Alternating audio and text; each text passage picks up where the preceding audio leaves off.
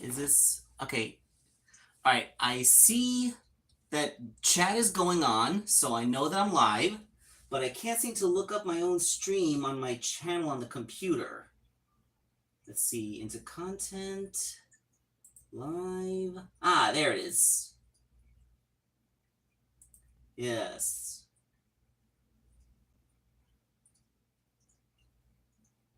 All right. Everything looks like it's oriented properly. We are horizontal. We are getting the full spread. You might be seeing a little bit too much of my bed. Um, Pillow cover my shame. Uh, and it looks like when I look at my screen, it's delayed by several seconds. So that's gonna be fun. I'm gonna be getting in the habit of trying to peek at myself on the screen, and it's just gonna look weird. All right, so yes, there we go. Let's see how you doing. Seems good.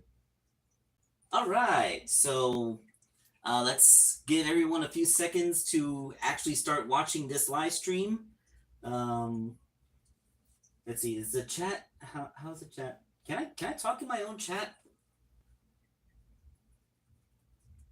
Yes, I can talk in my own chat. That's silly. Um, Okay, yeah, I think if I want to do anything like stream interactive, I'd have to futz around with the phone, which seems like it would be weird because then I had to like, you'd be like seeing me up close to it, and then I'd be messing with my hands. Yeah, like I have absolutely no setup for this kind of thing. All right. Okay, Bailey Maloney, Pink GameCube, you're back. Malamations. How do I look up my stats here? 7 watching. Okay, 7. Not bad. Not bad, not bad. Alright, so, okay, so the stream here, like, I have everything set up right. My phone is on a tripod now, and I have a ring light. I've used the ring light a few times on the stream. I cut my toy review videos, but it's never seen its proper use as an actual streaming tool that it was meant to be. If you're wondering, for those of you who may remember last night, I was using this thing. This is a reading lamp. The bulb in there is an LED, but it is 100-watt equivalency, so it's very, very bright. And when I held this thing was like literally this far away from my face at the time, so that's why I looked like a half moon ghost kind of thing. So yes, like this much softer ring light much more accurately replicates my you know my skin tone. I'm not looking quite so ghoulish. All right, so the reason why I use this is how I paint. Like if any of you are wondering like what my setup is, I am literally sitting in this chair with this light here. And this is my paint palette, which is set up on my laptop's keyboard, and I will literally just be having the part in front of me, and I'm just doing this. So like, I don't really think I have the same kind of thing where I can do with Pink GameCube or Stegosaurus, where you're watching them like paint like up close to their hands, because I literally do not have a table. I am not painting on a table.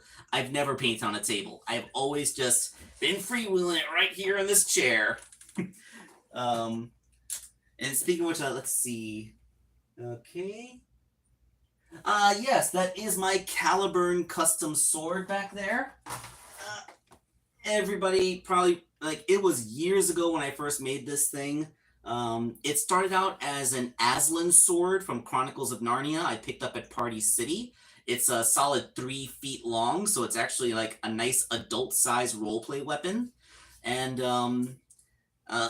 underneath what is like the blade is covered in poster board, but underneath that it does say like when Aslan shakes his mane, we will have spring again. And I made it 2-sided. One side with a closed face for like using in weapon mode, and the other side has the actual face for when the sword talks to you. I've always been very proud of this. I brought it with me on some conventions. I never had the metal gauntlet. Like, I don't really know how to make that thing, and never really bothered to buy one. But I have gone around conventions dressed as Sonic, carrying this thing around to do cool sword poses with when people want to take my picture. And when I am not doing that, it sits at this place of honor where I tuck it in and hook the guard onto my the milk crates that I use for my comic book collection. Whoop. And of course, now that people are looking at me, I can't do it. Yeah, I hook it onto those milk crates that hold my comic book collection, and yeah, that's the story of Caliburn. Let's see. The lamp looks edible. Yes. This lamp I got at a local discount store. There is literally nothing fancy about this lamp. Although the story of it is funny because it did replace a lamp that I had before when the plastic guard on that lamp melted when I stuck a 100-watt incandescent bulb into it, and the heat caused the, well, let's just say the lamp was not meant to hold anything stronger than a 40-watt bulb. Yay. Alright. Yeah, you got it fixed. Da, da, da. Oh yeah, Keyblade. I seen prop Keyblades for sale at conventions. Chronicles of Narnia, your favorite series? As you wish, Neve. Alright. So I got nervous. Yeah, oh man, I drink out of my Sonic the Hedgehog sippy can. Alright, so well, okay, so I really didn't have any major content scheduled for this. Like, I just wanted to see how many people would watch a live stream. Oh, we're up to 10, right? Not bad for completely unannounced on a channel that's never done this before and has only been on for 7 minutes. Oh, that looks... Did you hear about the new Sonic mobile game? Yes, I have heard of Sonic Blitz. I've been talking about it with Zach, and I've been reading up what details there are on the Sonic Reddit on Reddit. It seems that it's the mobile gameplay is like a card base where you move a character based on the power of your cards. But it seems like the real thing that people are interested in Sonic Blitz is because there's 3D models of all kinds of characters, including ones that have never had 3D models before, like a modern version of Mighty the Armadillo, something that has never existed outside of Archie Comics continuity, and Dr. Fukurakov, an almost completely forgotten boss character from a Game Gear game. Oh man, the memes are all over that. And the game's data does have biographies for the OG freedom fighters, and they list Princess Sally, Nicole, Antoine, Bunny, and Nicole the HoloLynx. The fact that Nicole is referred to as a HoloLynx means that they are actually using her Archie Comics representation, because in the original cartoon, she was never depicted as anything other than the AI that lived inside of Sally's PDA. So, yes, the possibilities that we could get a game that actually acknowledges characters from Archie continuity is amazing, but also, since all these characters have 3D models mean that you can physically make them, you can print them out, and toy companies can use those models to make molds. And molds means action figures. So that means that we have the potential out there to get action figures of just about any character now.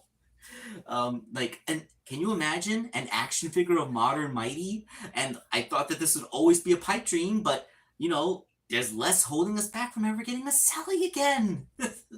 I say again because technically we had that bendy back in the 90s, even though only people that lived in Australia would ever had them. But yeah, very excited for Sonic Blitz, not necessarily for the game that it is, but for the potential that its files hold. Oh wait, there's so much. Let's see. I'm scrolling up. Let's see. Sonic Blitz. You had the same water bottle. Yes, pink GameCube. That is how I paint. I'm a very disorganized person. It's kind of why I always wondered, what the heck am I going to do on a live stream? Because literally, like, this is how I live. I have these boxes the bottom box contains old toys from my childhood. This box contains collector boxes because a lot of my figures are collectibles and they have boxes that I have preserved just in case I ever want to put them back in the box, like sell or put in storage or something. And then this is a collection of mostly my old Sonic action figures. Actually, hold on. Let us pick the camera up. Going unplugged here. There we go. Yeah, that's the corner. That's what's always been next to my shoulder every time I've recorded a video. My Gundam model kits, my Gundam action figures, my old school Jazzwares, Resource, and Toy Island figures. A couple of cans of anime themed sodas. Of course they're empty cans.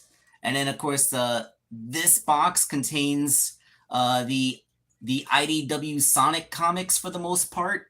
And then when you go down here, you're getting into well, that was a costume accessory from a convention, but in here and in this box, these are the entire collection of the Archie Sonic the Hedgehog run, from issue 27 all the way up to when it ended, along with spin-offs like Sonic Universe, Sonic X, Sonic Boom. They're all in there. About half of the Knuckles comic I managed to collect. Almost all the 48-page specials. I think I only missed like In Your Face, which came out like in the first year of the comic run. And for the issues that came before number 27, I have paperback collections and omnibuses. So technically speaking, I do have the entire collection of the Archie comic. Just not all of them are the original books. And then underneath that in the pink crates is the old comic book collection that I inherited from my uncle. He's not dead. He just gave them to me when he moved and didn't have room for them anymore. Okay, so let's put the camera back. Yep, so the mysterious corner that has always been in my videos has been revealed.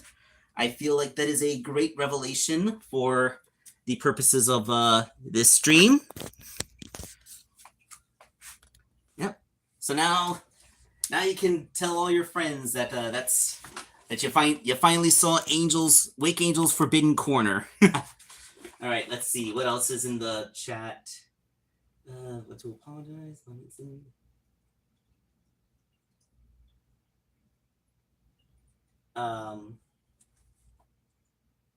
I'm the goofy goober that was the commissioner's son of the woman who commissioned the Malachi the Hedgehog.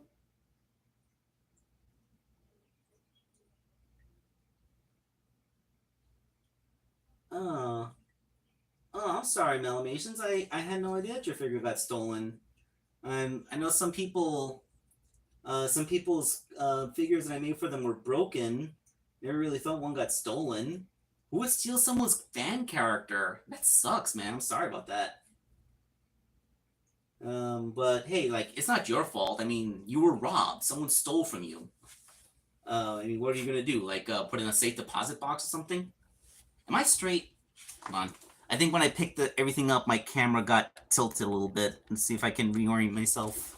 I don't want to be at a Dutch angle. I have no idea. I need to get a level for this. All right. Hopefully you guys can endure. Okay. Let's see what else.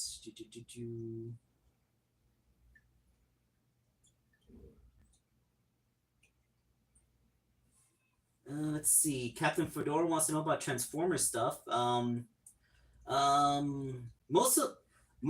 mostly take the Transformer stuff as it comes. I do watch TJ Omega, and he does like news feeds on Transformer things. So like I just kind of follow what TJ Omega talks about, and mostly when I'm collecting Transformers, like I do have some favorite characters. Like I'm still waiting for a deluxe Power Glide. There's like Power Glide is the first episode of the G1 cartoon I ever remembered watching when I was a lad of only 4 years old was The Girl Who Loved Power Glide. It's a really silly episode, but you never forget your first. So like Power Glide has kind of become cemented as one of my favorite Transformer characters. And like I have his Legends figure, but they're making all the mini bots as deluxes now, and he's kind of the only one that I want, and they seem to be taking forever on him. Otherwise, most of my collection is, like, I love to collect female Transformers, specifically because there's a part of my reptilian hindbrain that still says, stick it to the man, and everyone who's ever doubted that people want to collect action figures of female characters, like, I just almost immediately gravitate towards them, specifically to prove those people wrong. But yeah, I'm really interested in the new Megatron that's coming out, the Studio series. Even after all this time, I still don't have a real Megatron figure in my collection. Like, I have the Prime Voyager Megatron, but that one's kind of like, anyone who's held that figure knows the plastic quality kind of sucks. And my only what are these figures called? I was just looking these things up. Like this non-transforming Megatron is the closest thing I really have to a respectable Megatron figure. So I would like to have an actual transforming Megatron, because I have like 4 or 5 Optimuses. Okay, I'm falling behind this.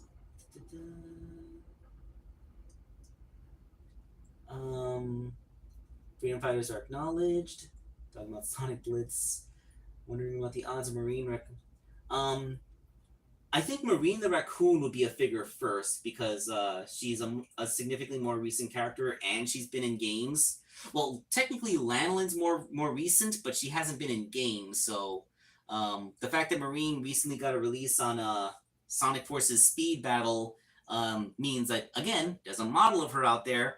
Of course, now thanks to Blitz, Lanolin has a model too. But yeah, I still think Marine would be first, and then Lanolin would probably come later. But Lanolin's a definite possibility now, thanks to that Tangle figure. Let's see.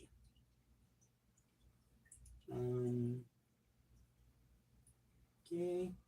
Yeah, it is true. Like, the data mines mean that the files might not properly make it into the game, but the fact that the data is in there means that it's something they can do.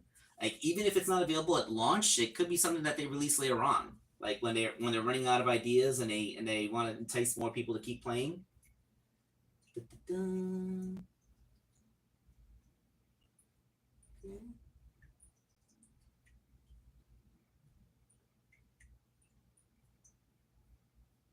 Supersonic Studios. Would you want to review the Saturday morning Sonic figures? You can go ahead and review them. Like, once you get those figures, they're yours. You can do whatever you want to with them. Review them, use them for animation, put them on display. And although this would make me sad, you could technically destroy them, and it would be your right to do so. You could destroy them, and it would technically be your right. I hope you don't do that, but that is something you can do. The favorite character that I've made a custom of. Ooh, it would probably be Princess Sally. Like, Princess Sally probably is my favorite character that I've made a custom out of. Yeah, like my favorite character in the overall Sonic the Hedgehog canon is Sonic himself, and Blaze is probably my second favorite. But aside from some obvious ones, I don't really dislike any characters. It's just something that I don't really think so much about. Yeah, like, I like these characters.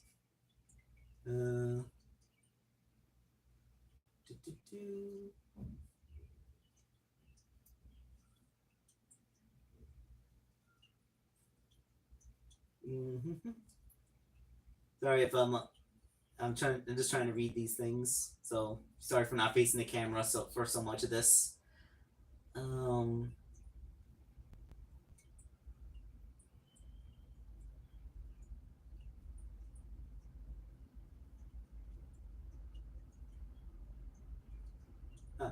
Supersonic Studios, you can go ahead and keep that figure. Like, I worked really hard on that thing for you, so you don't have to be sending me anything like that. Oh no, that was not an RED. Blockies. My Megatron figure was Blockies, not RED. RED sucks. RED is terrible. I hate RED. The plastic quality of RED is awful. It's gummy. It's too soft, and like I have the Prime RC RED figure. I'm like, okay, this figure won't be able to transform, but it's going to be super accurate to our animation model because of that. And like Her little wings were completely bent in the packaging. Her weapons aren't painted properly and they're underscaled. And her color scheme is wrong. Like, they don't have the pink highlights on her. Like, what are you doing? You don't have to engineer a transformation, so why is it not going into the paint budget? And then, like, she can't even hold poses because the gummy soft plastic they use. Like, honestly, when I received that figure in the mail, I was 100% convinced that I had been duped and sent a knockoff. Like, the toy was of such poor quality, I was certain it was a knockoff. But then it turned out to, no, that's actually how it is. Oh, so the red line just sucks. Yeah, like, if Hasbro wants to make a non-transforming Transformers line, they should aspire to be like Blockies. Like, the red line was an absolute failure. And that makes no sense to me because they know how to make action figures. Like Hasbro makes the Marvel Legends line, the most famous superhero action figure line that ever existed. And look, I have Hasbro figures. Look, this is Mercy from Overwatch. She's made by Hasbro. This figure's awesome. Why couldn't the red figures be like this? Sorry, I get very passionate about toy companies that just do a half-assed job at things. What character do I want to make into a custom for myself? Blocky Sonic figures. I think if we make a Rayman figure, we'll probably have transparent limbs. Kind of the same way that I was thinking of how to make a Vector Man figure.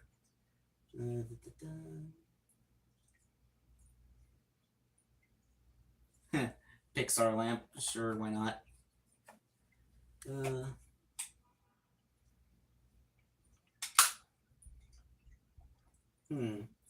Alright.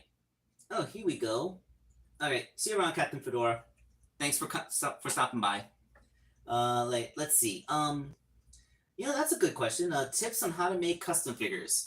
Alright, so when you make a custom action figure, the first thing you want is to pick the proper base. So, you're not making things from scratch, so you gotta find an action figure that has the frame and overall basic proportions of the character that you want. And remember, the important thing are the moving parts, like the joints, the arms and legs. For example, this is probably the only time you're ever going to hear me reference Skibidi Toilet, but I bought this camera head guy for from the Skibidi Toilet action figure line, because if you take a look at it, it has this suit, it has this overall body frame. I thought, holy crap, isn't this a perfect figure to make Agent Stone? Like, this figure is just one guy's head away from being Agent Stone. He has the outfit already. I barely need to do anything to this figure aside from giving it a new head. The only reason you guys haven't seen an Agent Stone figure from me yet is because here's the Dr. Robotnik figure. He's too short. The Skibidi Toilet figure is just a little bit too tall to be Agent Stone. Agent Stone is not a head taller than Dr. Robotnik. I hated that. I mean, I could still make a really good-looking Agent Stone figure, but then this is the second thing: scale. Sharing the... if your figure shares the body frame, great, but does it scale with the toys you want to put it next to? That is the next important thing. So you gotta remember, you gotta get your figure that's the right shape and the right size. And a figure that's just about 3/4 of an inch too tall is just off for me. I mean, if someone else wants the Agent Stone figure and has a 6-inch Eggman to put it next to, then sure, I'll do that. But yeah, it's gonna be a while before you see me get up the guts to make that into an Agent Stone figure. So yeah, basically that's what you want to do when you're choosing your figure. The build quality of the figure is also important. Some action figures can be dismantled almost down to every single piece and then put back together again. Other figures, only certain parts can be removed, and still other figures just straight up can't be disassembled without breaking them. So, depending on how much you want to modify, if you need to do a complete resculpt job on certain parts of it, for example, my most recent custom, the Emerald figure, With Amy Rose, I had to sculpt on the torso to make it robot body shaped, even though the arms and legs could remain relatively untouched. But you know, because I was able to just completely take the limbs off of that figure and work on the torso as a completely separate piece, that made things so much easier. If I had to be sculpting on there while working around arms and legs that I couldn't remove, it would have been a pain. Which is kind of what I had to do with the Surge figure, because when I made Surge, I made her out of that Sonic figure. The legs can't come out of the hips, or the shoulders can't come out of the arms can't come out of the shoulders. So I had to sculpt her pants while they were still physically attached to the torso, and everything just wants to move out of the way, and it can just be a pain. So yeah, you need the figure has to have a certain way to work with, and then that. Um, and then you have to remember, unless you're making a toy out of like a model kit or Legos or something, these things do not want to be dismantled. So there's usually things you got to do. One of the big things, submerging it in boiling water to make the plastic soft enough to get it to dismantle. So yeah, you're going to be handling boiling water. You got to be careful. So yeah, like, and you're going to be using sharp implements like an X-Acto knife or power tools like a Dremel. It's all very sharp. There's a lot of very sharp, unsafe things. So you always have to be prepared with things like eye protection to make sure you don't hurt yourself. One time I got cocky. I was using my Dremel to cut off the ball joint from a Sonic figure leg, and I wasn't wearing my goggles. The cutter tool shattered and sent the leg flying up into my eye, where it actually hit the white of my eye and left me with a big red circle in the corner of my eye for 2 or 3 days. Yeah, that was fun at work. Like, oh man, what happened to your face? Yeah, like directly into the eyeball. And that's why every time I get my Dremel out, I never use it without my protective lenses. Well, I'm talking a lot of Frank stuff. Oh, Pink Inky, don't worry. I don't mind. I'm just happy you're here. Okay, there's the Pixar one. So yeah, like, be careful. Choose your base figure properly. Yeah, Stone. I mean, technically speaking, Stone has had a figure, the 2.5-inch one that came in a 4-pack set, I believe. Except like it was never in stores literally anywhere. I have no idea who ever got those things, but I never saw it in any store ever. I only saw the Gerald pack. I'm starting to think it was online exclusive, but I never found it online either, except when scalpers were selling it for marked up prices. The cheapest I ever found it was $30, and like I literally had all the figures in the set except for Agent Stone. So do I really want to spend $30 on a figure that's this tall? Didn't. Like if I do find it at retail, I'll grab it, but I've never seen it at retail.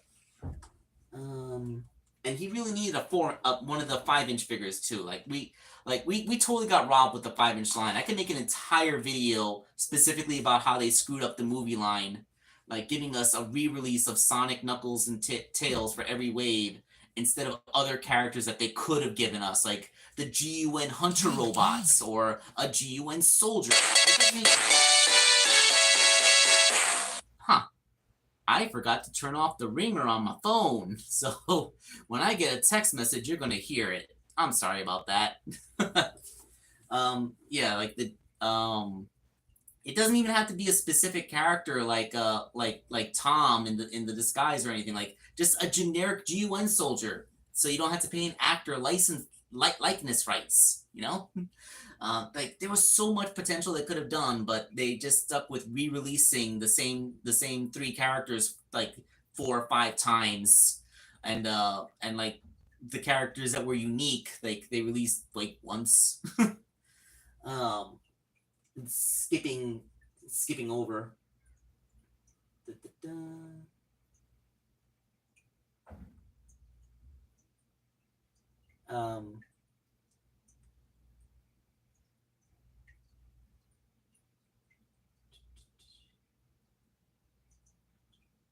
Pink, pink GameCube. Okay. Hmm.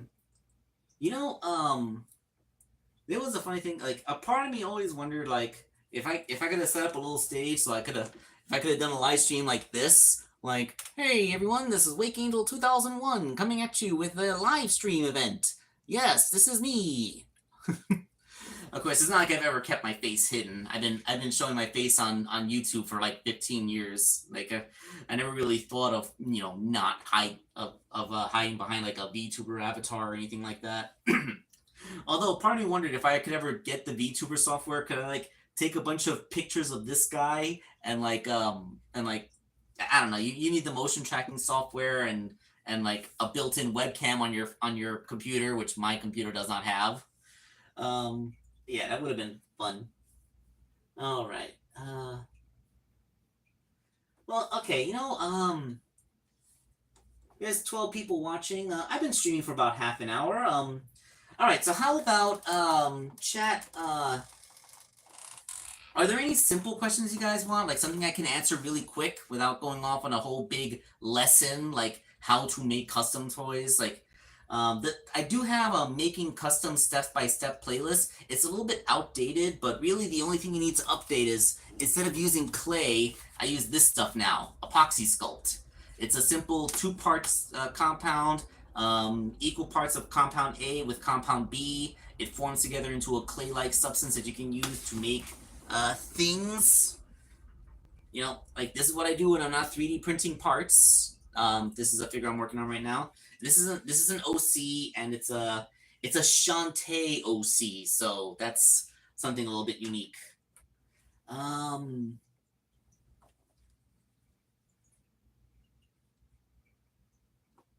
Tell them our plan. Wait, Pink GameCube, we have a plan? um,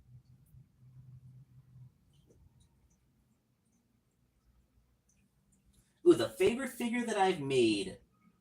Favorite figure. That is a tough one.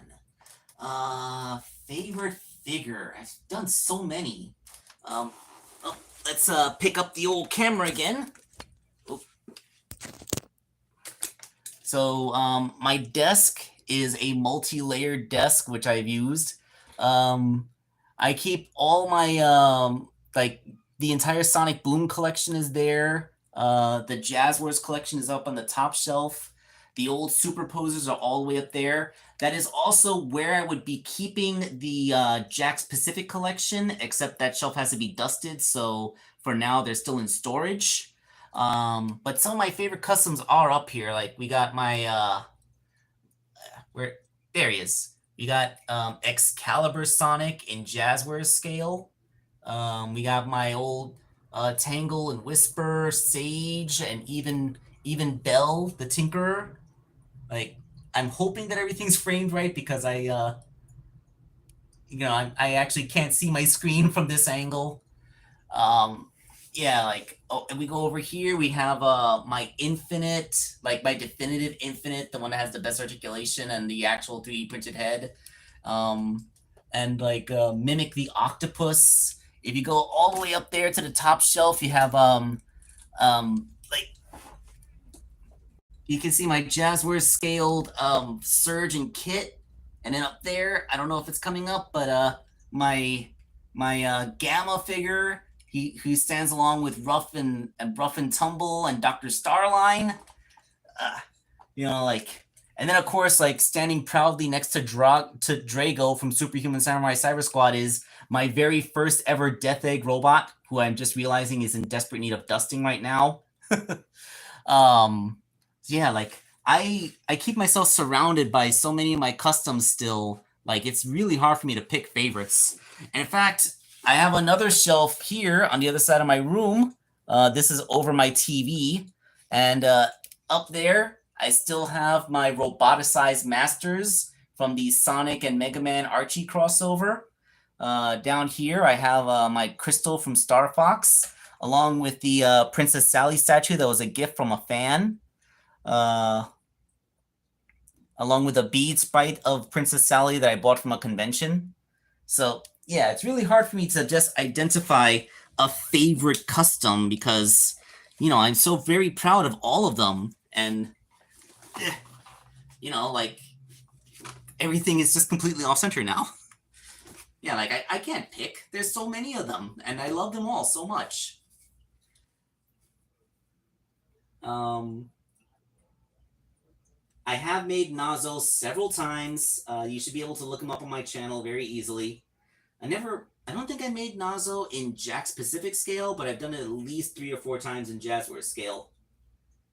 Um, yes, I have a Piccolo in front of Mecha Sonic. Yes, I do. Piccolo is my favorite character from Dragon Ball Z. Um, my Sonic Mount Rushmore. Let's see. If they were to make like an equivalent of Mount Rushmore, you would probably have to put Sonic and Tails as George Washington and Thomas Jefferson.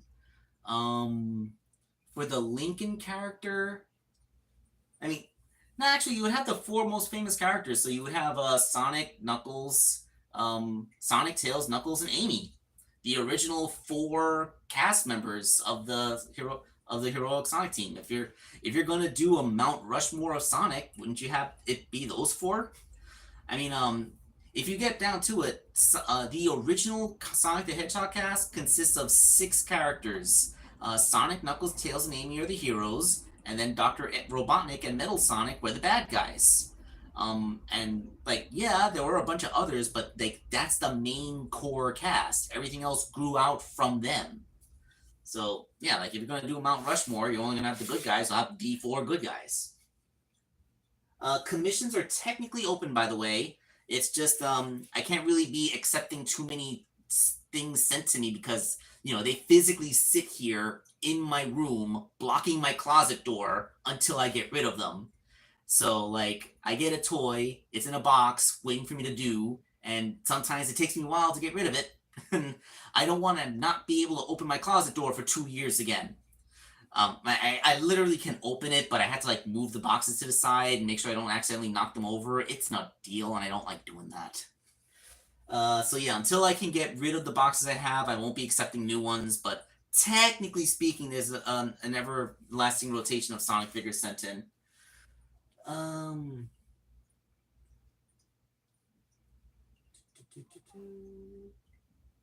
Um. Okay, what got me into customizing? I was browsing around DeviantArt, and I found out that customized action figures were a thing.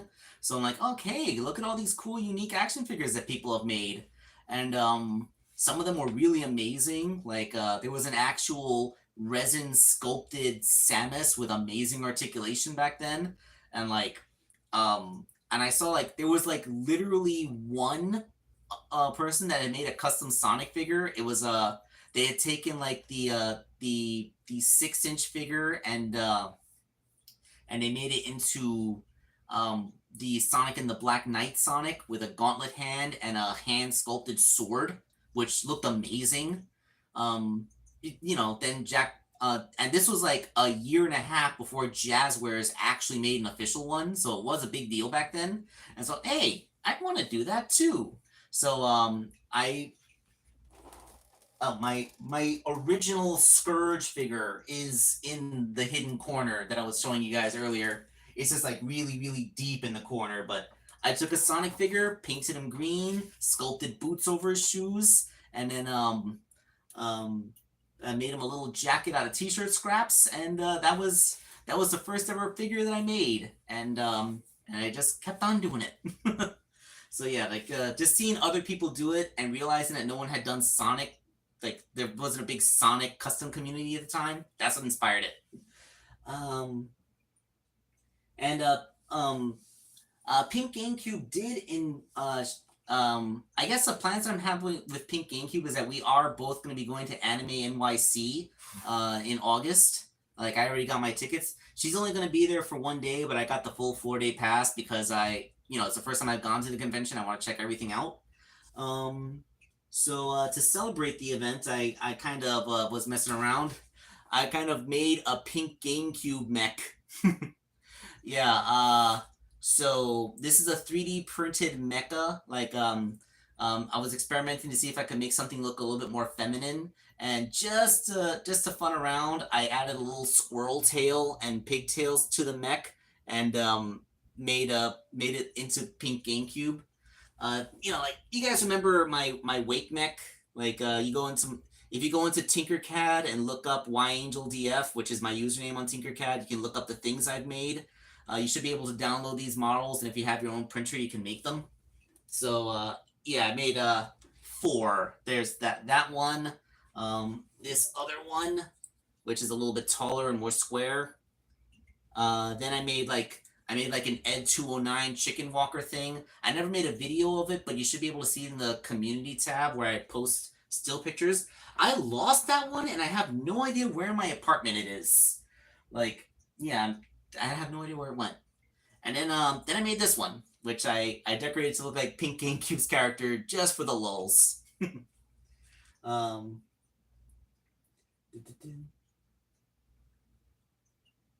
what other games do I like besides Sonic? I would say my second favorite video game franchise after Sonic is the Legend of Zelda franchise. Link is my next favorite video game character after Sonic himself. Uh, yes, Scourge from Archie Sonic was my first custom.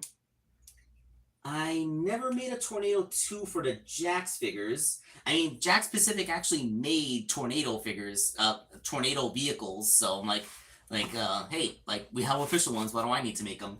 Although, yeah, Tornado 2, specifically the blue one, or maybe with its X-Wing mode, like, I'd like to see that as a toy, but, like, vehicles are a different beast. Like, when I made my Tornado custom, like, that was Barney Stormin. It was already a biplane toy. All I did was paint it. So, I'm like the most I ever did was download a 3D model someone else made, print it out, and paint it. So, like, if somebody has a 3D model of the Tornado 2, maybe I'll give that a shot. But yeah, basically, you're probably not going to see me making big vehicles, especially vehicles that the 4-inch figures can ride in, because those vehicles would be very big. Like, you're probably not going to see that from me anytime soon. Let's see. Besides Sonic, I also like the Prince of Persia franchise. Some indie titles like the Shantae series from Way Forward. Um, uh, it like they're in my brain until I actually want to say them in public, then I lose them. Why is there a tail on the floor? Let's see. I love Mega Man. I have most of his games. I am a huge Mario fan. I have a lot of Mario games as well. Funnily enough, my first ever Mario game that I properly owned was Paper Mario Thousand Year Door. I have played most of the Mario games that came out before then, but I never actually owned them. It's funny. Let's see. Yeah, I mean, I've always been a pretty avid gamer. I strongly favor mascot titles. Like, you'll never see me espouse love for a first-person shooter franchise. I honestly can't even imagine how first-person shooters are enjoyable. I have never been able to get the concept of how a first-person shooter works. Like, to me, playing a first-person shooter is like playing is like being a person who has blinders on, so you have no peripheral vision, and you're like this slowly rotating tank person that like has no sense of urgency. Like, there is an immediate threat on this side of me. I need to immediately get to that side. And I'm dead. Yeah, like, I tried to play Doom, like, on the Switch, like, when it first came out. I couldn't get past the prologue level. Like, I died in the prologue level, and I'm like, saying, like, this is supposed to be the Doomslayer, who is so cool in fiction, but when I'm playing as him, like, it's just so unintuitive. The only first-person shooter franchise I ever enjoyed was the Metroid Prime games, and that's because they do not have controls remotely similar to any other first-person shooter.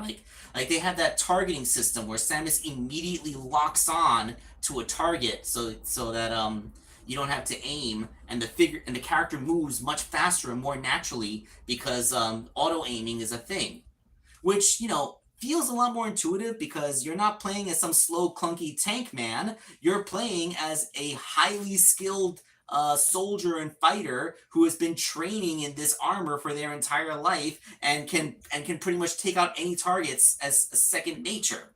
So, you know, of course the game does its aiming for you because you're a superhuman badass. But yeah, like any other first-person shooter game I ever tried to play, nah. Like Halo, Call of Duty, Sniper, whatever first-person shooter game anyone's ever presented to me, I have absolutely hated all of them. So give me a platformer, give me a puzzle game, give me a fighting game, but do not give me a first-person shooter. I hate those.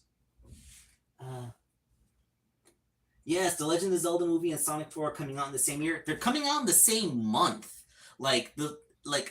Assuming there's no delays in releases, the Legend of Zelda movie will be coming out like the week or 2 weeks before Sonic 4 comes out. So they will be in theaters at the same time, and that's hilarious to me. Oh, Martin, you got to bring up the nude Amy Rose toy. Oh God. Yeah. I'm not really sure I can make a lot of commentary on that nude Amy Rose figure, except, you know, I will defend myself by saying that like it wasn't a hentai figure. She just wasn't wearing any clothes, and their canon ages don't count in fan art. I will say that. I'm pretty sure Sega has pretty much disavowed the character's canon ages anyway because of issues like why is this child in a relationship? Oh, you know, just shut up. But yeah, I don't want to say controversial things. Let's see, custom plushies. I don't know how to sew, so I'll never make a custom plushie. But custom plushies look awesome. I've seen other people with custom plushies. Like Pink GameCube has a plushie of her character. The guy with the rabbit. Oh, what was his name? He actually hosted me in one of his videos. What was his name? Hold on. You know what? I can look it up because I favorited that video. I will look up his name. Yes. Playlists. We're doing it live. I can never find my favorites playlist. There it is. Was it Bulbasquirtle? I think it was Bulbasquirtle. Yeah, Bulbasquirtle. He had a custom plushie made. I would like a custom plushie made of Angel the dog, but you know, like I wouldn't be able to make it because again, can't sew. But yeah, like custom plushies are cool. I mean, I don't really collect plushies. I have a couple. Like you see my Rouge the Bat plushie that's next to my Sonic plushie, and they've always been there. But you know, it's not like I go out of my way to get plushies. I do not really have any other OCs besides Angel the dog. At least Sonic related. I have made up my own characters in the past. In high school, I would doodle in the margins the epic stories of Bugman, Mage, and Tiny Ninja. A generic little ninja dude, a wizard, and a anthropomorphic insect that got into shenanigans. It was silly stuff. If you go way back to the very beginning of my DeviantArt gallery, you might find some fan art of them. That and like those silly old comics I used to do with me and my college friends, but yeah, like I don't really have any current OCs aside from Angel the dog.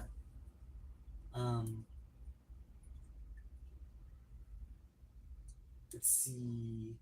I don't think I'll ever be making a custom figure of Metal Overlord. Too many moving parts, too complicated.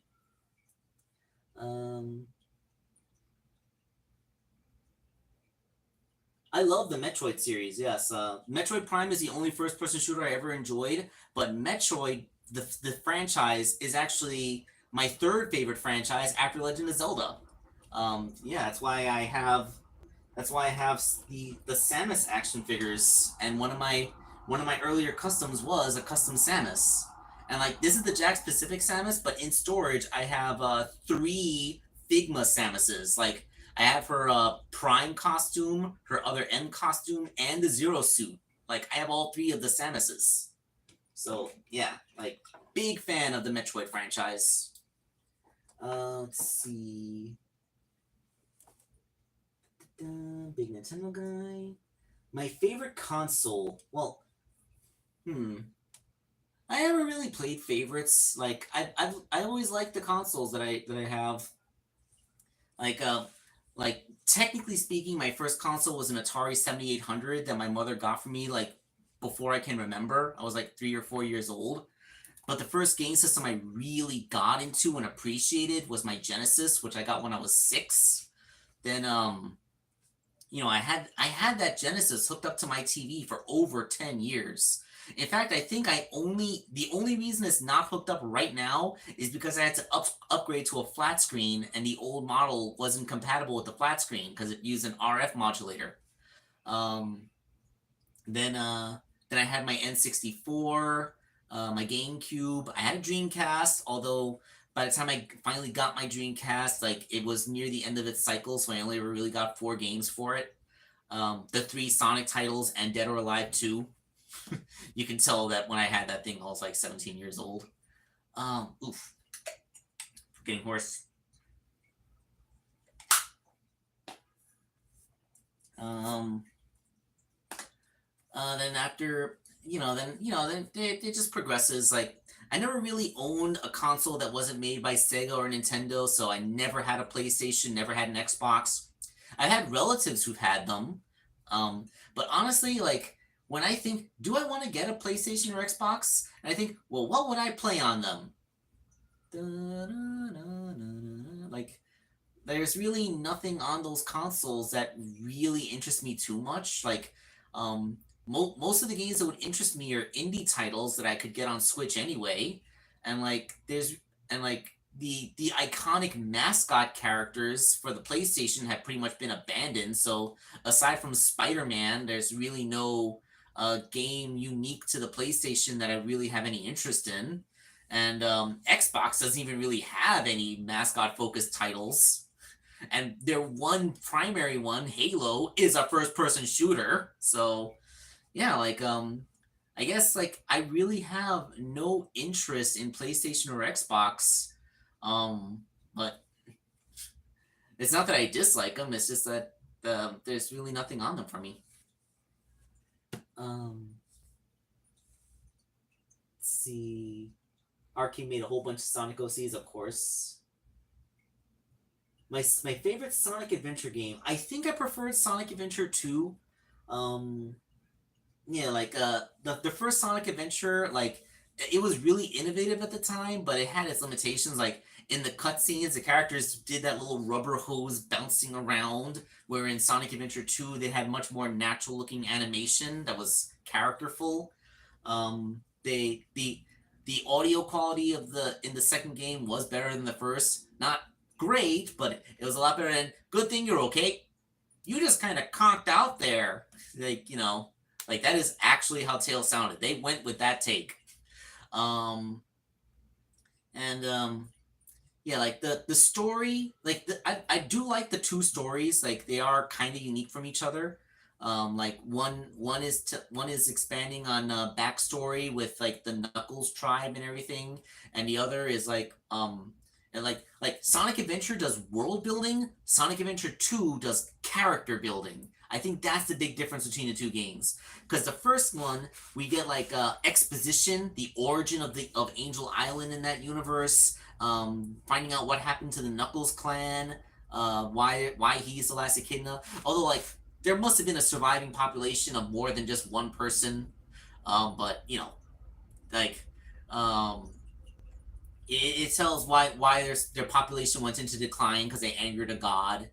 And then in Sonic Adventure 2, like we get Shadow the Hedgehog, the first character in canon to have a personal backstory. I mean, to this day, we know almost nothing about Sonic himself. Outside of the Archie comic, he officially does not have a backstory. So Shadow is the only character that actually had one. and that was introduced in Sonic Adventure 2. So yeah, like they showed that they could make a really good story focused on character dynamics.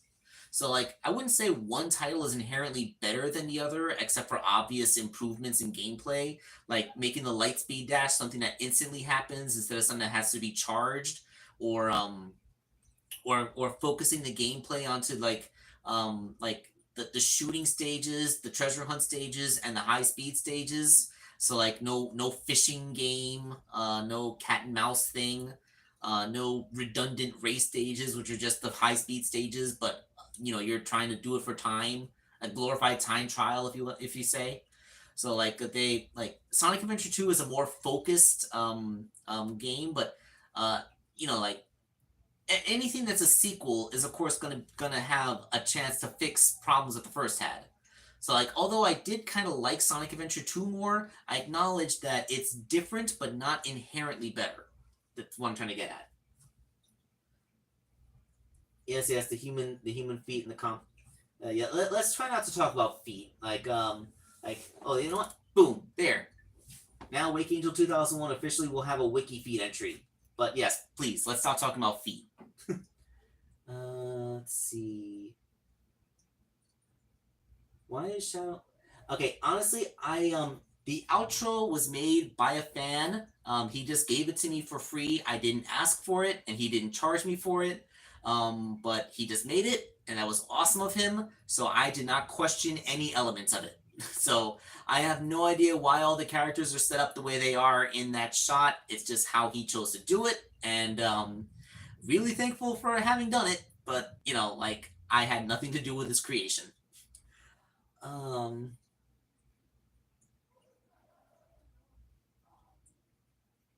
um, have I ever thought about, guys? I made a movie custom. Like this is movie Amy Rose right here. I made her. Yes, I made movie customs. And then earlier today, I was talking about the Agent Stone that I wanted to make, which I ended up not doing because the figure was too tall. Come on, guys, focus.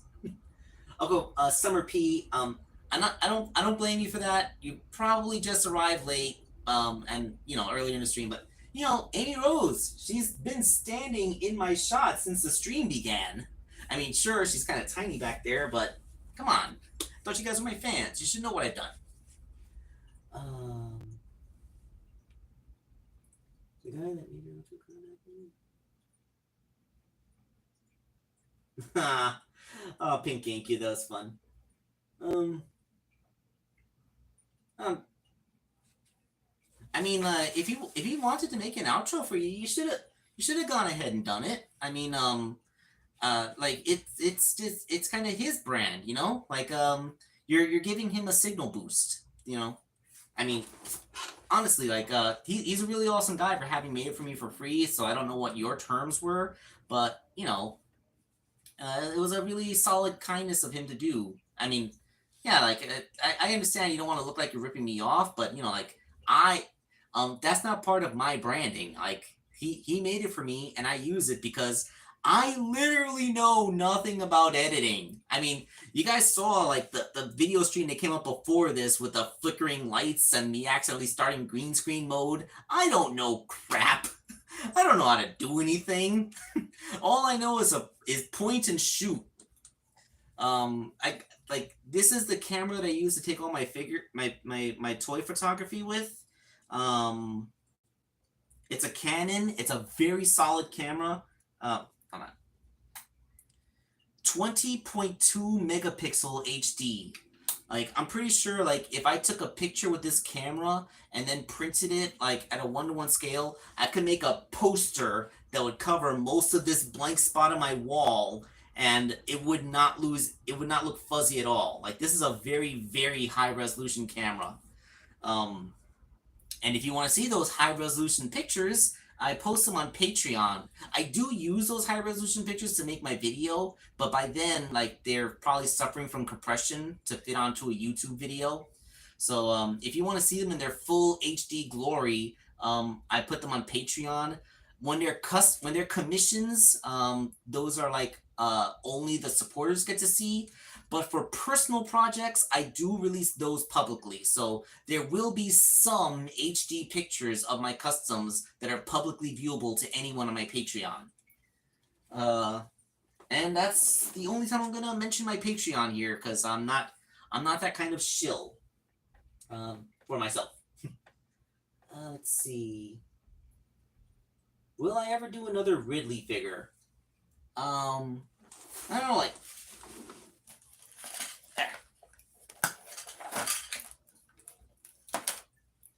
I still have my Ridley figure. I don't really have a need to make another one. I mean, that Xenomorph figure was basically the perfect base. Like, the only thing is that Ridley has a longer neck than the Xenomorph does, so that's the only thing that I could consider being an inaccuracy between them. But, like, you know, I have my Ridley. I don't really have another need to make a Ridley unless I'm making it for someone else. And I honestly can't think of a better base toy to use than a Xenomorph. If anybody out there knows a figure that looks more like Ridley than a Xenomorph, let me know. Let's see.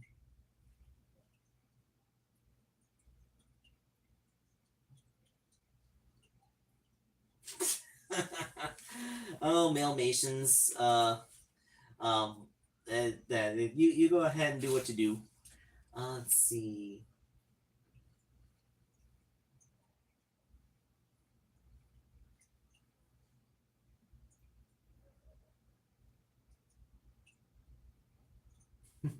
Yeah, you know, the more you know. All right. Huh. I'm realizing that when I'm looking at my screen, like, I get this really weird wrinkle in the back of my neck. Ugh. What's wrong with my posture? I kind of look like the dad from Coraline when I do that. I don't want to look like the dad from Coraline. All right. Does anybody else have any questions? Anything you want to know about anything? I remember making this story. I had Sonic transformed. Nightmare on Elm Street 2. Never thought I'd hear Nightmare on Elm Street 2 and Ridley and Sonic the Hedgehog brought together. The weird things that we fans come up with, huh? You want to do a custom trade? I don't know if Mally, for things like that, I really think that should be something that we handle like in more private conversations. I don't like to make deals and stuff on public forums, like in my video comments or in the chat of things like this. So like any propositions for collaborations and stuff, we should keep to emails or more private communications in this. I think I've already answered this one. I have no intentions of making a Metal Overlord or Metal Madness. Like, that figure is kind of chaotic, especially with those crazy wings made out of literal shrapnel. So, probably not going to be doing something like that.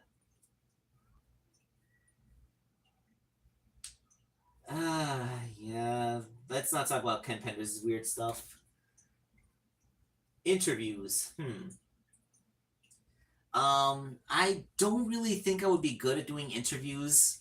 Like, I'm really kind of scatterbrained and I don't really keep up with a lot of the pulse thing. And when I'm talking to other people, I feel really awkward. So I probably won't be doing things like interviews, and like I literally have no idea how to like have multiple people in stream. Like, I don't know how to do a video conference. Someone would probably have to teach me how to do that. Like, if I'm gonna have a conversation with someone else, like in a picture-in-picture thing, I don't even know how to do that. I don't even know if this thing can do that. Unless it's like unless it's an option I can pick from like the YouTube app, that's probably not going to be happening.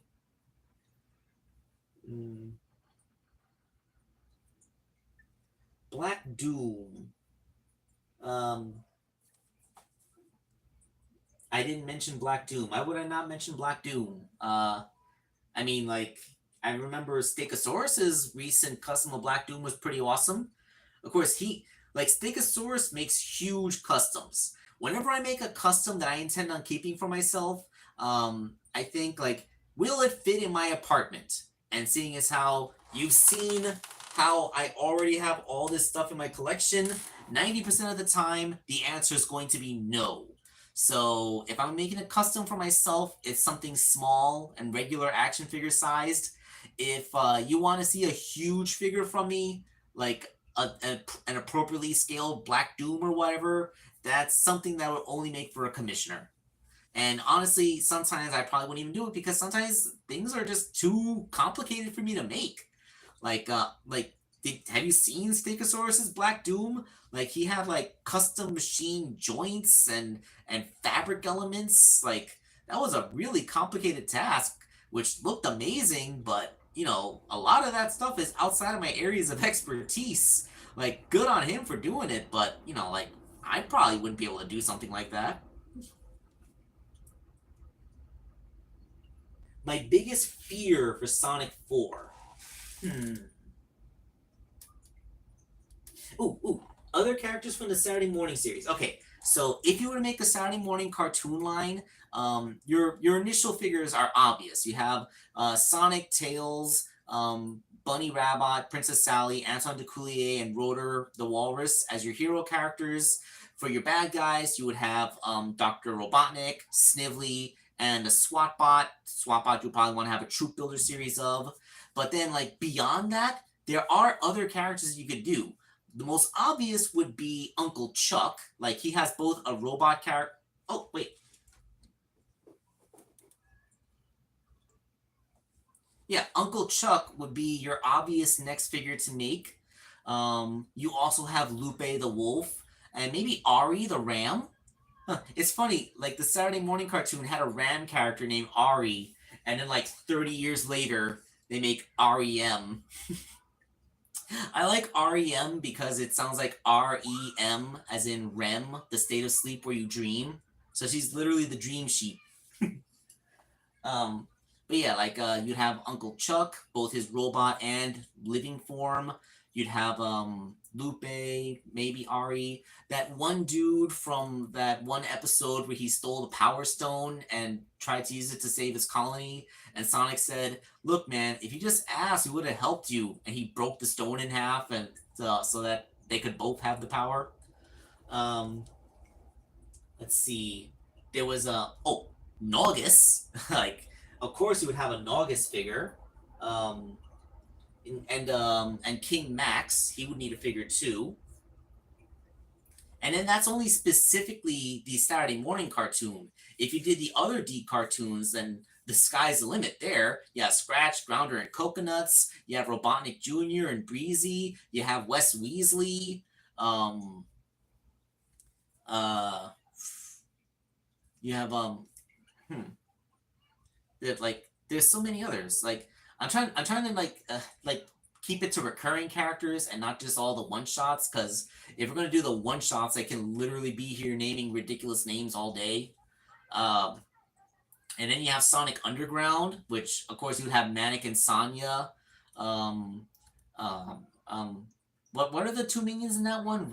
Are they Rex and Dingo or Sleet and Dingo? Um, because those two characters, like, and then you could have Ether. Technically speaking, Ether is a cartoon character because he was in Sonic Underground. So even though Ether is a creation from the Archie comics, you can make the deep cartoon version of him. And like Penders would probably still throw a tantrum, but you would get him on a technicality. Um, let's see. So yeah, like there's a lot of there's a lot of figures you can make based off of a deep cartoon line. Uh, I always fantasize that if I ever came into a very large sum of money, I would use that money to like make the line. Like I would pay the licensing fees to Sega. I would get the manufacturing. Like I would make the deep cartoon Sonic line. I mean, I don't know if Jack Pacific would ever do it. I don't know if Sega is um, actively trying to keep that kind of thing down. But like that would be my holy grail if I ever became rich one day. Wait, the Wake Angel 2001 Deke Sonic line is what I would call it. Uh, A 2-pack with Naugus and King Acorn. That would work, and you can even do a variant where you like make them out of translucent plastic and to do them when they're getting crystallized. That would be an awesome thing.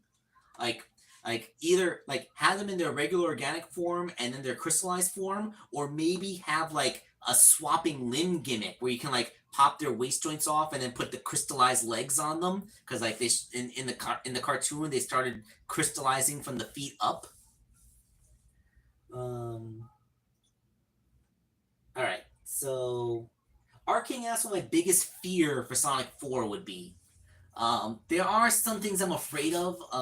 Like mostly like my biggest fear would be if they fell into modern movie trope cliches at the expense of established character dynamics. Like if they made Amy Rose Captain Marvel, for example, that would be terrible. Amy Rose is like, her initial form was basically that of a hyper obsessed fangirl bordering on yandere, and the way she's depicted now is as someone who's super compassionate and reliable. So like these are the character traits that you would be working with if you're doing a proper adaptation. I feel like they would do more of Amy as she is now. Frankly, I think that would be a better character anyway, because hyper obsessed fangirl is probably not going to play very well. It would be funny for a scene or two, but it'll get really annoying if you have to do the entire movie that way. Um, Other things, like, honestly, I'm not like, I'd have to really think about what I want to see from a Sonic 4 movie, because right now the only thing I can think of is that it's a vague adaptation of Sonic CD, since they're introducing Metal Sonic and Amy Rose at the same time.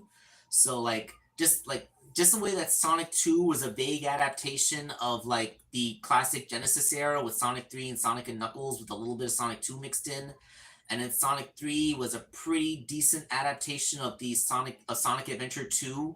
Like I feel like this one, if their source material is probably going to be Sonic CD, but if we're doing time travel, they might put a little bit of Sonic 2006 in there. I'm still kind of wondering if Silver the Hedgehog will be in here. Like if time travel is involved, you know they'll probably want to put Silver in. Like, and this is the thing, like there's been a pattern where every movie comes out where we're teased in the credits of the character that's going to be in the next one. Like in the first one we saw Tails, but then it turns out that another character is introduced like in the actual movie. Like, oh, Tails is going to be in Sonic 2, but then Sonic 2 was also the movie that introduced Knuckles. And then when we got we said Shadow's going to be in Sonic 3, and then we got also Dr. Gerald Robotnik was a character in Sonic 3. I mean, that's probably not as big a stretch, but you know, like we didn't know that we were going to have Gerald Robotnik until the trailer probably dropped. So now, like, ooh, we got Amy and Metal Sonic, and maybe when we start to see the trailers for Sonic 4, they're going to show Silver is in there, like, because if time travel's involved, like, you want to have your number one time traveler, right?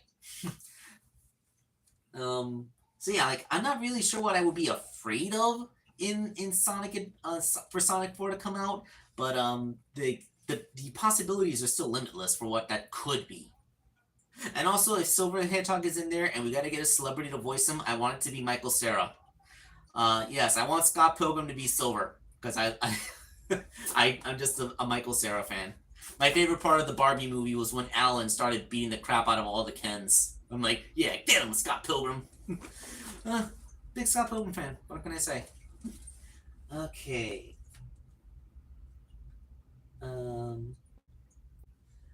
Pink GameCube knows my pain. Running out of space. Close together from yeah, Sega Roll Sydney. Just bendy figures.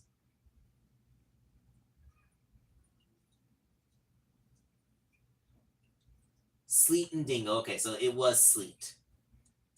But I wonder why I keep on thinking Rex. I don't know what. Like, what? Are there any Sonic characters from the cartoons named Rex? I don't think there are.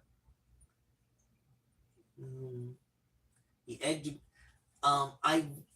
I did want to make the Egg Emperor once, but again, I ran it like, because like making the Egg Emperor will be a lot like making the Death Egg robot, but with different limbs, like different limb shapes. So I could theoretically do it, but like again, like um since mechs are very big figures, like, where am I gonna put them? Maybe if someone commissions them. I'm not sure if I will make the Egg Dragoon. Too many sharp edges and complicated parts. I did make another egg mech. Now that I think about it. Okay. My super fans who remember everything I've ever done ever. Do you remember when I took like that generic robot toy from Kmart and I made it into like the final boss from Sonic Rush? Do you guys remember that one? I don't even remember what that thing is called, but I was able to keep the gimmick where you push the button on his chest and it made robot noises, so that was fun. Um, so yes, I actually have made other big final boss mechs. That one was a commission. I remember it distinctly because it involved carving wood. Like, I actually had to carve wood to make the little fins that it's on. And I remember the joy I had in taking like one of those cheap little generic toys that pops up in the shelves for the holiday seasons at Kmart, which sadly no longer exists, but it was a thing back then, and I made that into a final boss mecha. So I have done other mechas besides the Death Egg robot and the mass production Death Egg robot from Sonic Forces. You guys know I made that one. Um, Archie has a better Aether design. Yeah, that's true. But, do you consider the Sonic X and Sonic Prime toy line failures? The Sonic, I don't consider those toy line failures because they did what they did at the time. The Sonic Prime toy line definitely could have had more characters. I'm very upset we didn't get a toy of Rebel Rouge because we got Tails 9, the most important Tails. We got all the versions of Amy. Um, we did um, we did not get Knuckles the Dread except in the 2.5-inch line, which kind of sucks because Knuckles the Dread was the most important of the Knuckleses. And we didn't get Rebel Rouge, the most important of the Rouges. In fact, we only got one Rouge, the Baton Rouge, which was the least important version of her. So yeah, like, I'm disappointed that certain characters didn't get proper figure releases outside of like those stupid capsule figures, which I'm not even counting. But I don't consider the line a failure because they were very good toys. Like, the only fault that it had was that there should have been more of them. And like, when your toy line leaves people wanting more, then you've done something right. So you're not a complete failure. Mm-hmm. And like the Sonic X toy line, they were products of their time. The articulation wasn't as good, but most figures back then didn't have super good articulation, especially if your character didn't have like human anatomy. Like, I know back in the early to mid 2000s, I think we still had Toy Biz figures, and they had better posability and articulation, but they were also like human. Like, you didn't have to worry about putting an elbow in what's essentially a straight cylinder of an arm. Um, but yeah, I do still have the RBX Mega Robo. I don't know if you guys saw it up there. It was standing next to the Death Egg robot, which to this day I believe is still the only build a figure that Sonic the Hedgehog has ever done, and it's awesome. um, and I went through so much with that Mega Robo figure. I remember having to barter for it because I couldn't find it online. I remember it broke. One of its legs broke, and I had to find someone who had a spare leg. I remember it initially had two left arms, and one of my fans noticed the screw holes and sent me a proper right arm because, like, you guys are awesome, my fandom out there. But yeah, like, I do not consider those toy lines failures, even if by modern standards they probably aren't as good as they are today. Um, Techno the Canary. Yeah, Techno. I still don't know a lot about the Sonic the comic figure made by Fleetway, so I know of Techno, but I don't really know what she's like. Um, if Silver joins, it could create a sense of being rushed, and it being a rom com. That would be fun. Oh yeah, biggest fear is that they wouldn't get the right voice actor for her. Yeah, like okay, if it's not gonna be her actual voice actor from the games, you know, um, okay, I think Sonic's voice actor, he's not he didn't previously do Sonic, but he is a voice actor. You know, like he did Leonardo, he did Dewey. He's done cartoon characters before. Like he currently does Shapesmith from Invincible. And that with Sonic, he seems to have a very good resume of cartoon characters who primarily feature the color blue in some way. But he's a voice actor. He wasn't some famous celebrity or movie star. He's a voice actor. And then Colleen O'Shaughnessy, the actual voice actor from the games, does Tails. But then they got Idris Elba to do Knuckles, which, yes, that's celebrity casting, but Idris Elba he's kind of a method actor, and I still remember seeing the picture of him wearing the Knuckles gloves in the recording booth so he could get into character, so I will accept that. And Keanu Reeves as Shadow, yes, Keanu Reeves is probably the greatest human alive right now, and, it is pretty fitting to have him as Shadow, so, he's a fitting celebrity cast. But I'm trying to think who would you get to voice Amy Rose if not her actual game voice actress? Because I would like it if her voice actress could just do her role, but if barring that, what celebrity could do Amy Rose? Would it even be a celebrity? I would rather it be an actual voice actress, and not an on-camera actor. Because, voice acting and acting are two different talents, I like to have real voice actors and not just celebrities doing voices. I mean, have you seen the trailer for the new Smurfs movie with Rihanna doing Smurfette? I almost felt like my brain was gonna ooze out of my nose when I was watching the trailer for the new Smurfs movie. Why are you getting a famous singer to do a Smurf voice when we've known for 50 years what this character is supposed to sound like? You take a character that's always had a high-pitched cherubic voice, and all of a sudden you give her a deep, throaty singer voice? What? What else do you guys have to say? Will Blaze appear? I would love for Blaze to appear. Okay, a way that Blaze can appear, if time travel is involved in Sonic 4, you could make the argument that it might create branching timelines and perhaps bubble universes. Perhaps Blazicat comes from one of those branching timelines or bubble universes, because that's essentially where she comes from in the games. See my Wake Angel 2001 headcanon video about how Blaze inadvertently created the Soul Dimension. Let's see. Knuckles had a pet named Chops once. I don't remember any Rex.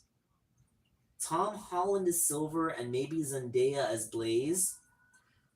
Okay, I can see it. Yeah, I can see that. I still want Scott Pilgrim, but yeah, Tom Holland will be a good choice.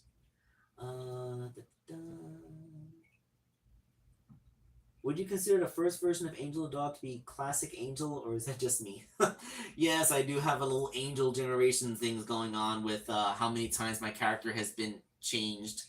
Although, the oldest depictions of him are still done in the modern Sonic style, but, we can retcon it. Why not retcon it? Giant egg roll for Sonic 3 will be too big.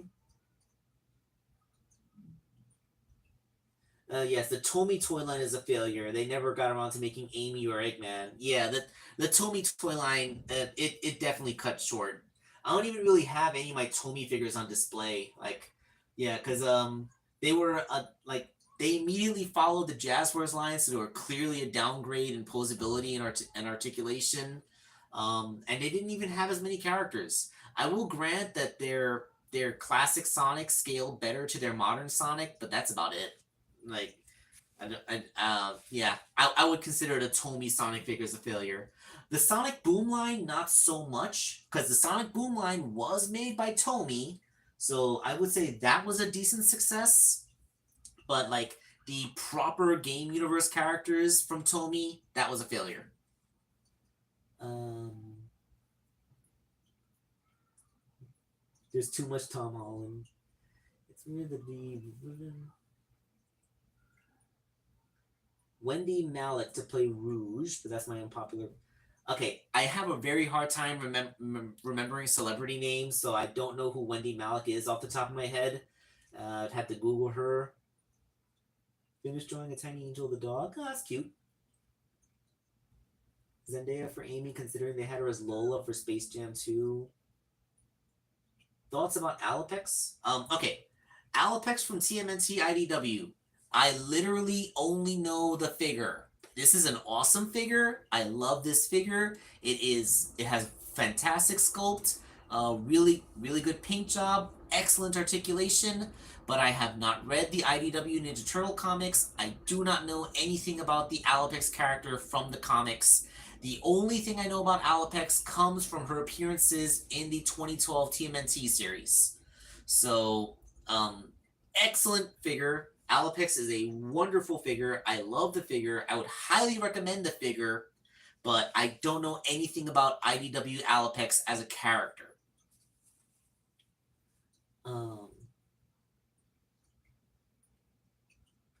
Well, I don't know if the director not liking Rouge is going to be enough to keep her out of it, because like that's kind of like the fans' decision, isn't it? I mean, like the fans got them to change Sonic's design from that weird Rocket Raccoon inspired abomination to an actual good looking character design. So I don't think like a director not liking one of the characters from the canon is going to keep the character out.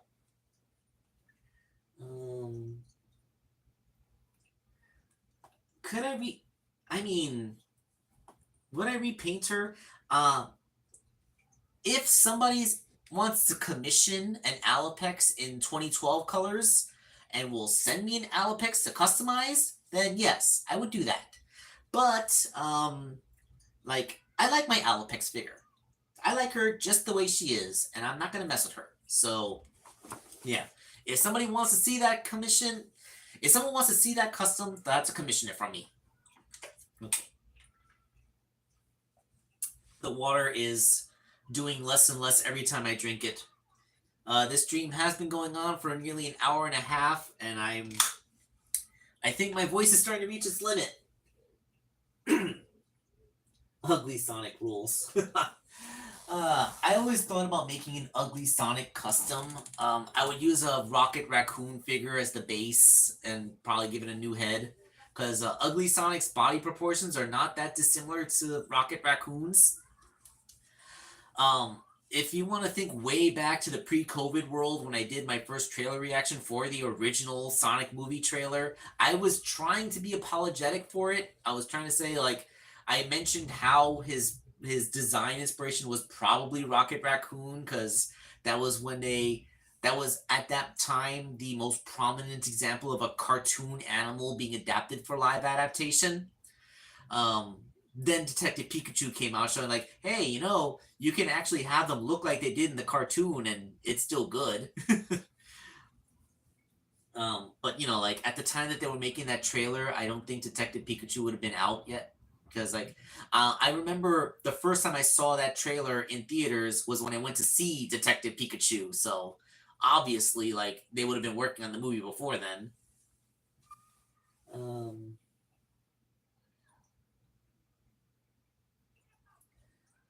To make a Super Saiyan Goku look like he's bleeding, I don't know. Like that's a very simple thing to do, but like I don't really like doing edgy things. Like part of the reason why I never want to make Sonic EXC or any other creepypasta figures is like I feel like I'm taking a thing and like, oh look, it's all cut up and bloody now. That's mature and edgy. And like, yeah, it's not really my wheelhouse.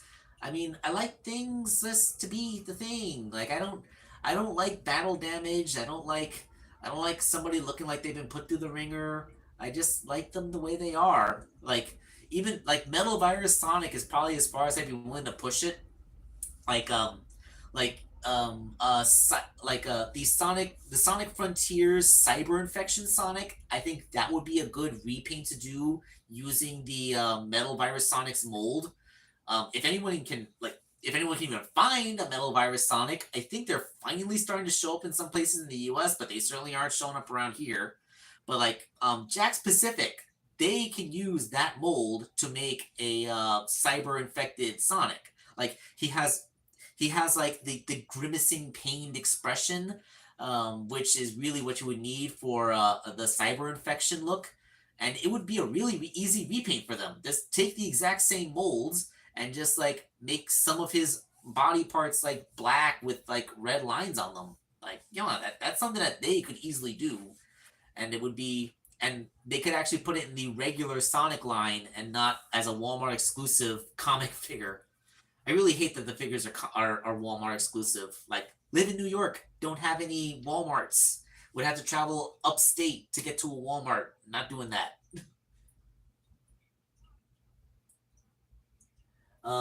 Ugly Sonic cameoing in the Chip and Dale movies. I like that they gave him a bit of redemption. I like that Ugly Sonic saw some use and that he had a redemption arc. Like, he actually was the hero. Like, he saved them from the bootleggers at the end. So, yeah, like, the great redemption of Ugly Sonic. I'm really sorry for the poor guy that he had to be called Ugly Sonic and not something like Original Sonic or Paramount Sonic, but like I'm happy that the character design got some form of redemption at all. I'm a sucker for a good redemption story. Um,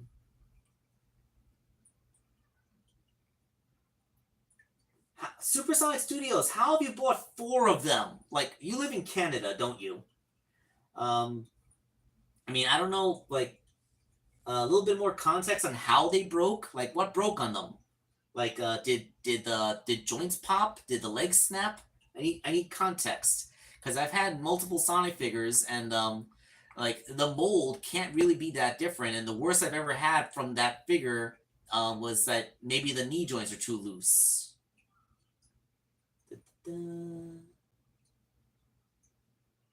If I could own one movie prop, it would be the stand-in prop of the original movie Sonic design. I'm not gonna lie, I love. Okay, I mean, like, I'm just telling my personal likes and like my preferences. If you like things that I don't like, that's perfectly fine. So don't feel bad if you like things that I don't like. Um, huh. Tyler, funny you should mention Soap Shoe Sonic. I literally saw one in a store today.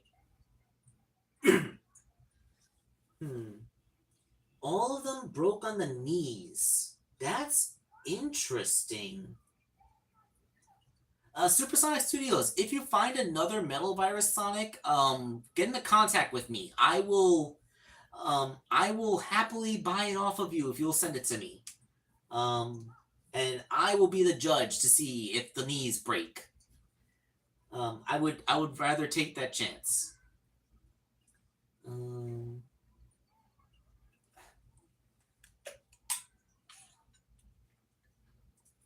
Also, Tangle. Tangle's, from what I understand, people are finding her in Canada, but some scalpers are trying to sell her for over $1,000. And Jesus Christ, it's a $10 figure, guys. Get your head out of your ass. And no, to scalpers, I actually will to say, like I have nothing nice to say to scalpers. Screw scalpers. Um, huh. Okay. Yeah, I really hope that I can get my hands on a Tangle figure soon. Um, like, I was so convinced we were never gonna get a Tangle. It is one of my earlier IDW customs. Like, this Daenerys Targaryen figure, it was good proportionally speaking, but articulation wise, it has limitations. Like, those ball jointed shoulders means that this is pretty much as far out as they can go, and her ball jointed hips do limit the articulation. Like, the official figure is gonna have pin disc hips, which will have significantly more range. So, like, I'd actually be able to pose that Tangle more. This Tangle can't really do much other than like wave and maybe do like a slight kick pose. You know, like the limitations of the posability of this figure has always been the downside of it. So I really do want to get the official Tangle figure to unleash its full power. I've even seen people like pose her standing on the end of her tail. Like it's so cool. I can't believe that they actually made a real Tangle figure.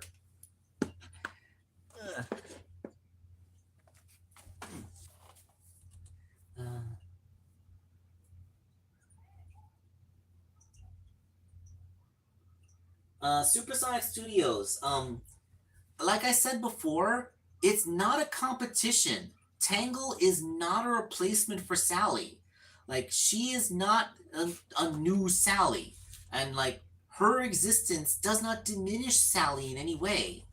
None of the new characters diminish the old characters. The old characters are still there in our hearts.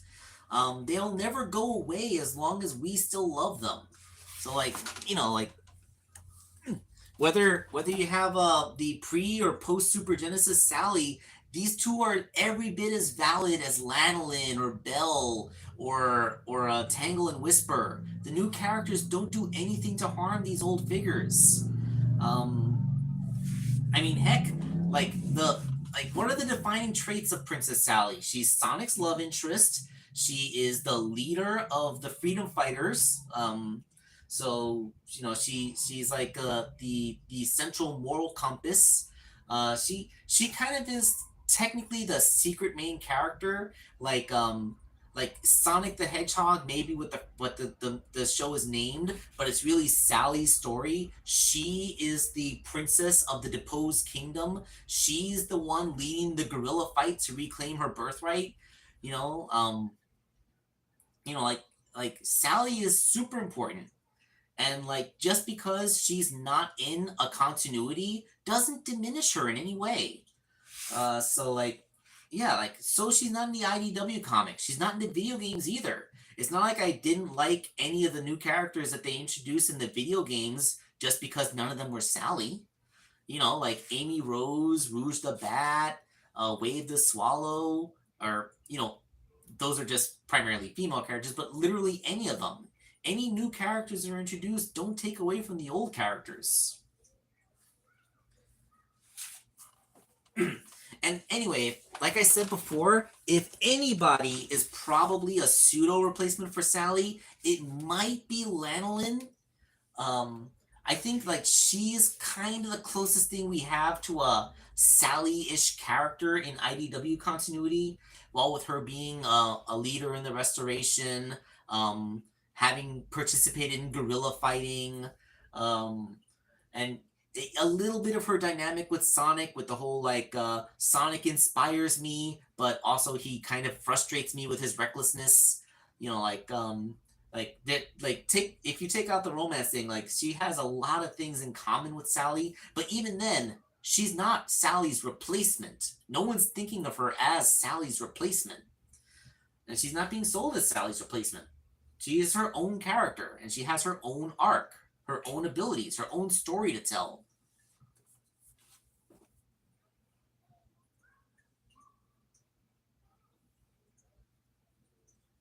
Okay.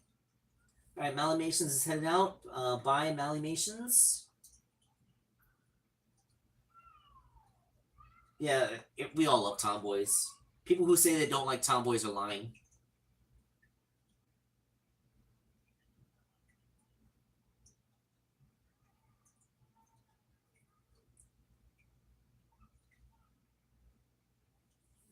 There's a bootleg 5-inch Metal Sonic. You know, I was planning on trying to do a movie Metal Sonic using the classic metal. You know, because classic characters have proportionally larger heads than modern characters. So like if you put a classic character's head next to a movie character's head, they're about the same size. Do I have anything I can use on here for comparison?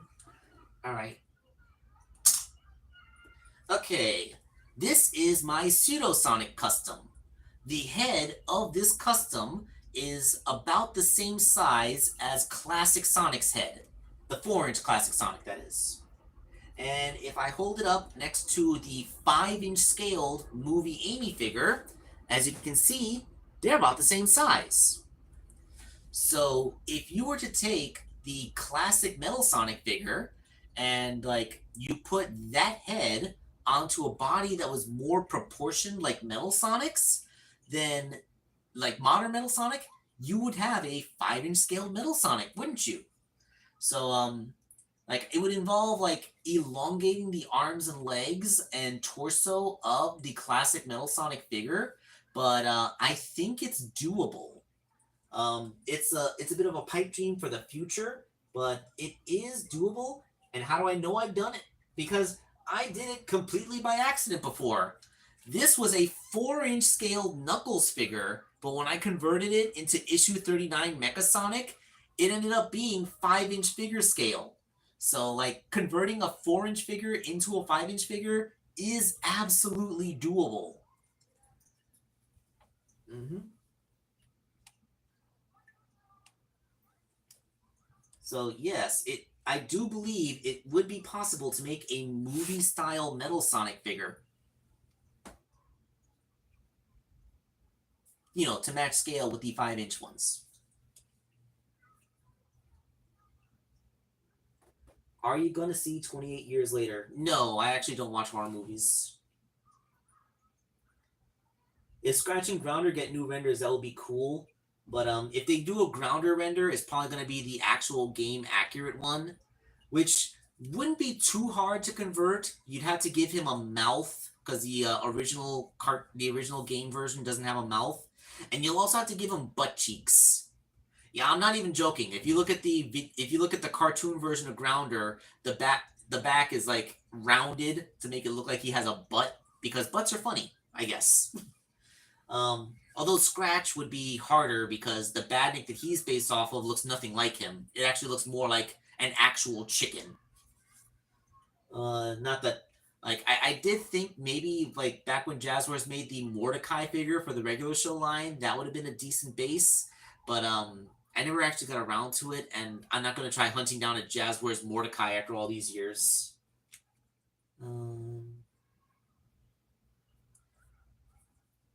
I seen edited pages of IDW where they replace Lanolin with Sally. Personality-wise, it's seamless. Yeah, like I said, yeah.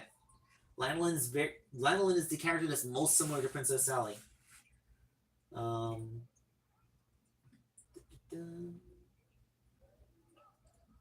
Yes, I have a Mecha Madness Sonic, and there is a video about it. Favorite robotic Sonic that isn't Metal Sonic? That's... Let's see. The robot Sonics that aren't Metal Sonic would include Mecha Sonic and Silver Sonic, Shard, Pseudo Sonic, Mecha Sonic Mark II, the like the Archie versions of all those characters. I guess aside from Metal Sonic, my favorite robotic Sonic would probably have to be Shard. I know it's kind of cheating because technically speaking, Shard is Metal Sonic, but you know, like, remember how I said like with Ugly Sonic, I always love a redemption story. This is Metal Sonic's redemption story. This is what if Metal Sonic became a good guy, and that is such an awesome and compelling story. I can't not love it. So yes, my favorite robot Sonic that isn't Metal Sonic, Shard. And since Shard was only ever known as Mecha Sonic because of the translation error in the Archie comic, technically speaking, he was never Metal Sonic. He was always Mecha Sonic. So, haha, I would even get past the pedants on that one.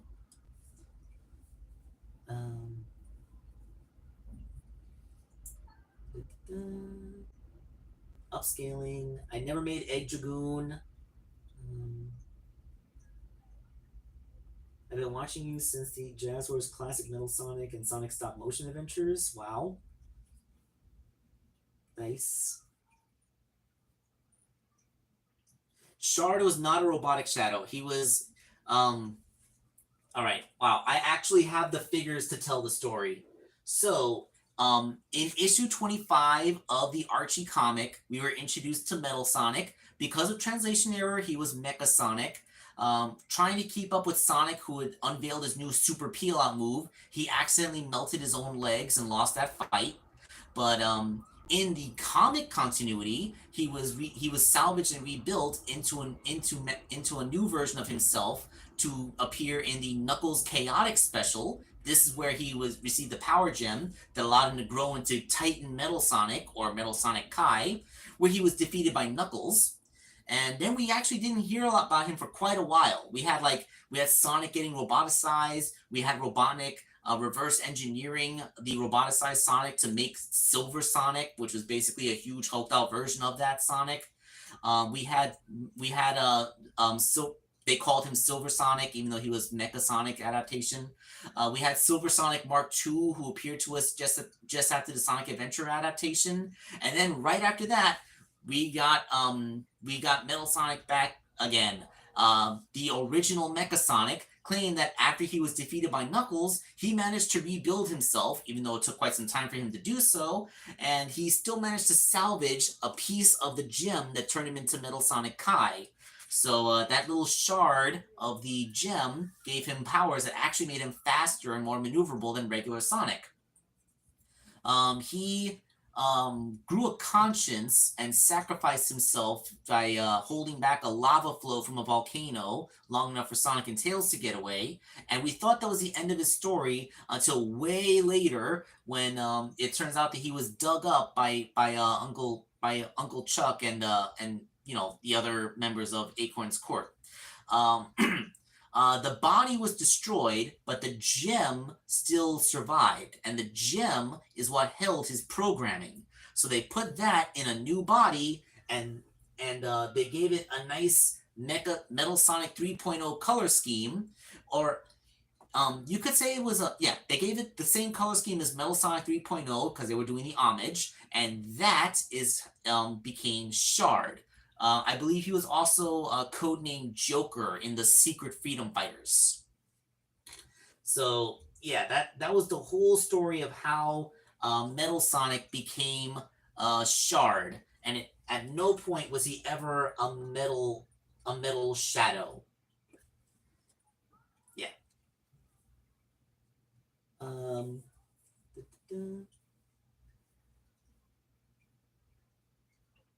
Yeah, Sonic Terminator.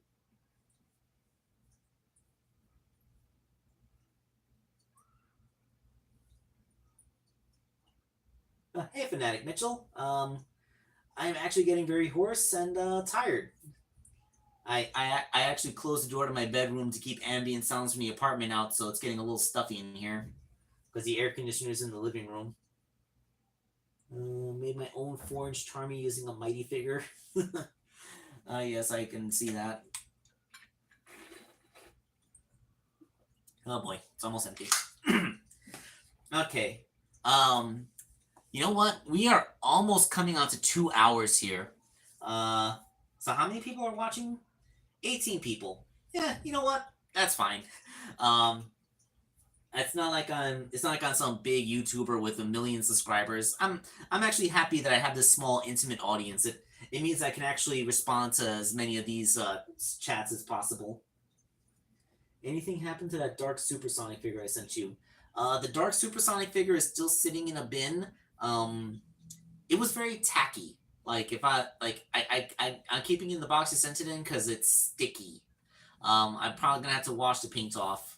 I'll probably like a Dark Supersonic figure is a really cool concept. I'd like to try and make that thing like the best version of itself, but I got so many other things to do. I got to work through people's commissions, and oh boy, I am actively feeling my throat seize up. I promise, a lot of stuff is gonna happen eventually, but real life gets in the way. And right now, my failing vocal cords are the thing that's getting in the way.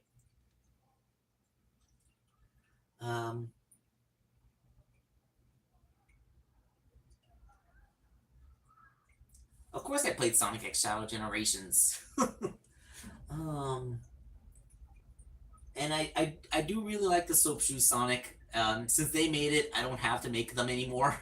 People can just buy the official one and not have to ask for me to make them anymore. Alright, you guys. I'm pretty sure if I don't stop talking now, I won't be able to talk at all tomorrow. So this is where the stream ends. So to everyone who's been here with me for the past 2 hours, I'm really happy that you made this a memorable first experience. And I'm gonna get to work on making the next series of customs for my commissioners. So look forward to that. That'll be fun. But for now, this is gonna be wakeangel2001's signing off. As soon as I figure out how to end the stream. Do I just hit the X? Yes. All right. You guys have a good day. Bye.